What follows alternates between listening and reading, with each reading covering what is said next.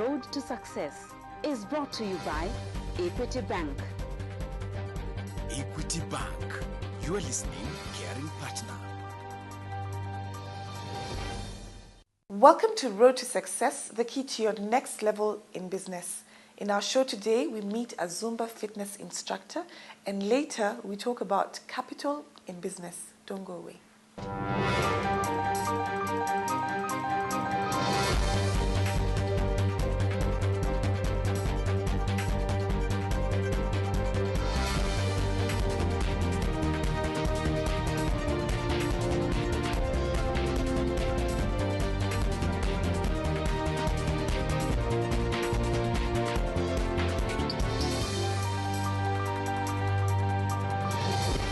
You're watching Road to Success, the key to your next level in business. My guest today is Miss Liz Onyango Baregu. She is a fitness instructor for Zumba, actually. Zumba fitness instructor. Thank you so much, Anne. What is Zumba? Zumba is a fusion of samba, which is a Brazilian fun dance, and rumba. And fusion tells me Zumba basically means dance and have fun. So Zumba is dancing. It's a dance fitness program, which was started by a Colombian named Beto Perez. He's a Zumba founder, and he actually started it by accident. He was an aerobics instructor, and one day when he went to his class, he had missed his music. He had left the music at home, so he had some South American music in his bag, and he tried to play it and did Zumba. From there on, all his students said, we don't want aerobics anymore, we want Zumba. And so it was born a little over 10 years ago. How did you get involved in Zumba? I used to live in America, actually. I'm still living there, but I'm trying to move back home. And at the gym where I used to go, my kids saw this Zumba, and they know that I like dancing because it's a dance fitness program. So they said, Mommy, there is a fitness program which involves dancing. It's a lot of fun. I think you like it. Believe it or not, it took me a year to attend that class. When I went there, eventually, beginning of 2009, I was totally blown away by the energy and that feel-good factor after the class. So I went to the training. So I thought, this is the only thing I'm going to introduce to Kenya, because I needed something to do when I came home. So I started here about October 2009. So you come home with the tool in your hand is this fitness program that is obviously very different from what Kenyans are used to. Who was your first audience? Where did you take it to? Did you go to a gym? Did you gather people together? How did you? I used to go to a gym in the village market. And I talked to the lady, the owner, and I told her the concept and how I think people are going to like it. So we organized an open day at the village market food court. I remember this very well. It was Moi Day, the 10th of October. I will never forget it. It was Saturday. So we set up a table and music and like a little TV showing me doing Zumba the whole time, and me also doing it physically with a few of my students who had started doing Zumba with me. So the whole day from 10 to 5, I was doing Zumba at Village Market. How was the response? It was pretty cool. It was very good. I mean, the only thing I am still baffled about is that men do not come to this class.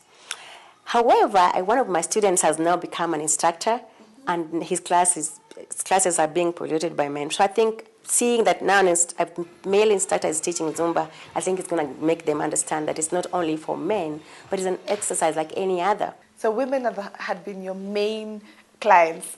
Correct. How does it work as a business? I don't have my own studio right now, so I rely on on other gyms and studios and clubs. So basically, I will have to charge per head and then give a certain portion to the gym or to the club or to the studio. So it's a pretty good business concept. However, it has challenges like any other. You have to deal with those situations of having to pay a certain percentage to the owners of the studio or the gym or the club. So how many classes do you have like in a day? You know, is it something that you do every day? Is it something that you do, a few days a week? How do you plan yourself? Really, my list classes right now is 3 a day. I have at least 4 a day. I have a couple of days a week that I do 3 classes. And a class is 1 hour. So basically, my work day is about 4 hours. When you talk about aerobics and then you talk about Zumba, what's the difference? Zumba is very different. Our logo is actually, our motto is ditch the workout and join the party. And for students who have come to this class, they can testify to that.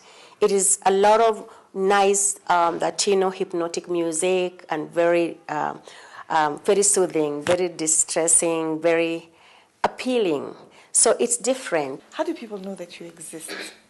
By word of mouth. I also have flyers everywhere. We have flyers. I can put flyers at the junction, Sarit Center, and also students of mine who come to the class and they like it. They tell their mothers, their friends and family. And so somehow the class just fail. I'm wondering about you as an individual because you obviously tested Zumba first in your gym, tried it. What did it do for you? I am 51 years old. I'm actually going to be 52 in a couple of months. And you know, people say, oh, you look amazing. I don't know how I look, to tell you the truth, but I know how I feel.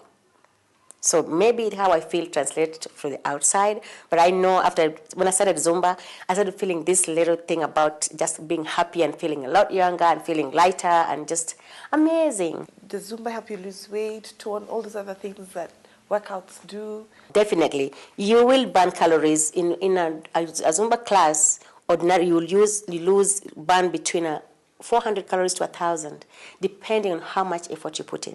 Basically, what you put in is what you get out. You will feel amazingly young. Liz, we need to take a break. When we return, we want to hear more about Zumba. Don't go away.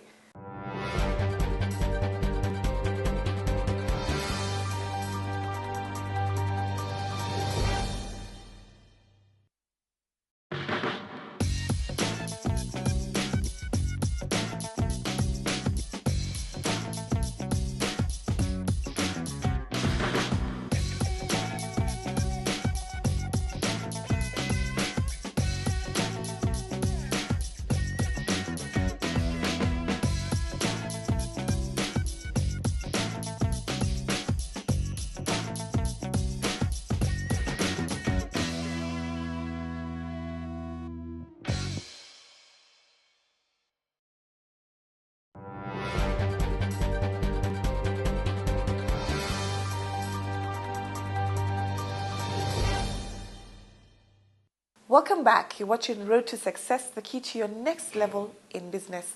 My guest today is Miss Liz Onyango Baregu. She is an instructor, fitness instructor for Zumba. Welcome back to the show. I like the slogan for Zumba. It's ditch the workout Enjoy the party. and join the party. Tell me about Zumba in terms of, is it only in Nairobi? Are there fitness instructors in other parts of Kenya? Is this something that's only found in Nairobi now?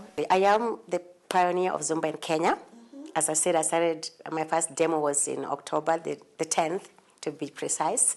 There have been students my students who have now become instructors, and I'm so proud of them. We have at least 4 instructors that have become instructors after being my students. Right now, it's only in Nairobi, as far as I know. So how does one become an instructor? Is it just by learning the moves and then they open a class and teach? The best way to become an instructor, first you need to take the classes with an instructor. I'm not licensed to license. I'm licensed to teach, to instruct students who just want to get a workout.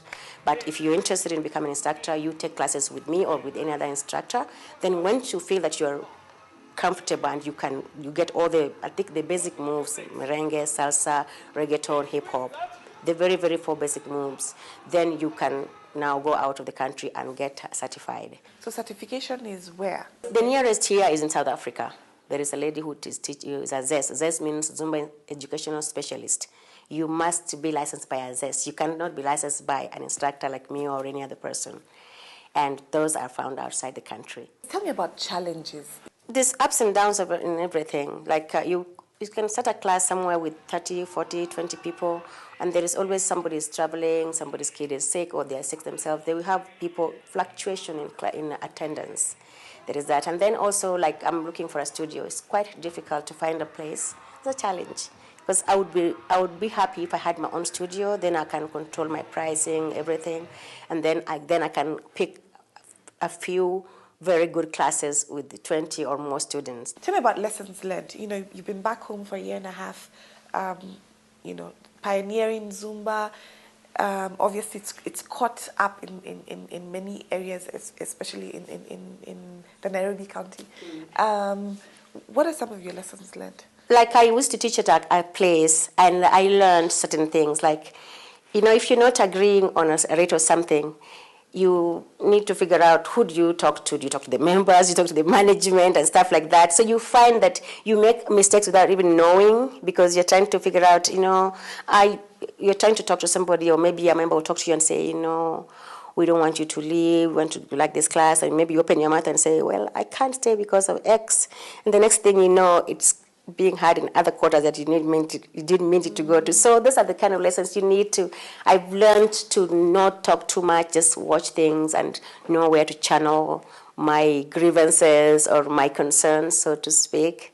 Tell me about how you go about pricing, and obviously the people who want discounts and different kinds of rates. How do you handle pricing? We're trying to be on the same page so that we don't go somewhere and you feel like Liz is charging so much and I'm charging so. We want to be on the same page. So we try to be around 400 shillings. Then there's also the other issue of doing private classes. Somebody or two people who just wanted a husband and wife, or two sisters who want it at their home. Some of them feel like they're not fit enough to come to a gym situation with other people. So I try to take that scenario and say, if I had a class of 10, it would be 4,000 or 5,000. But then again, you're going to tell two people to pay you 2,000. So they're paying 2,000, two people to pay you 5,000 or 4. So they're paying 2 each for 1 hour. Really, I think about it and I say, don't think too much about money. Think about the relationship we're going to build with Anne if you give her a better price. Because then Anne will appreciate the lesson. She will see the results. And other people will see the results and they will ask her, Anne, these days, what's happening? So you become my walking billboard, and you introduce me to your workmates, your workplace, and other places. And so that way, I term that as using money to make money. What advice would you give people watching the show? First of all, I think it's good to follow a passion. I am a businesswoman. I'm not a dancer. I'm not a fitness instructor per se, but I took kickboxing, and I really like working out in the gym until I took Zumba. But it's following a passion. I like to dance. To do something that you like, and it will open doors. Doors of opportunities will just come across. 5 years from now, 10 years from now, what do you see the future of Zumba? I see a lot of instructors springing up, but I see me having a beautiful, big Zumba studio with a lot of people, instructors who want to hire, who want to work with me. And Zumba will be a big thing in Kenya. I'm actually planning a launch, see if somebody can come from the US and come and just do a huge Zumba launch in Kenya. Liz, thank you so much for coming to share your story with us. It's been a pleasure having you. It was a pleasure coming here. I am so honored to have been here. Been watching Road to Success, the key to your next level in business. Have a great week. God bless.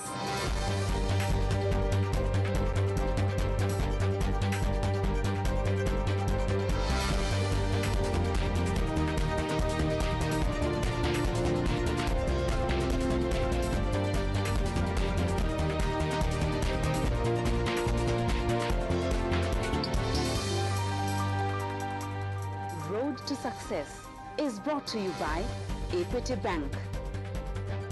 Equity Bank. You are listening, caring partner.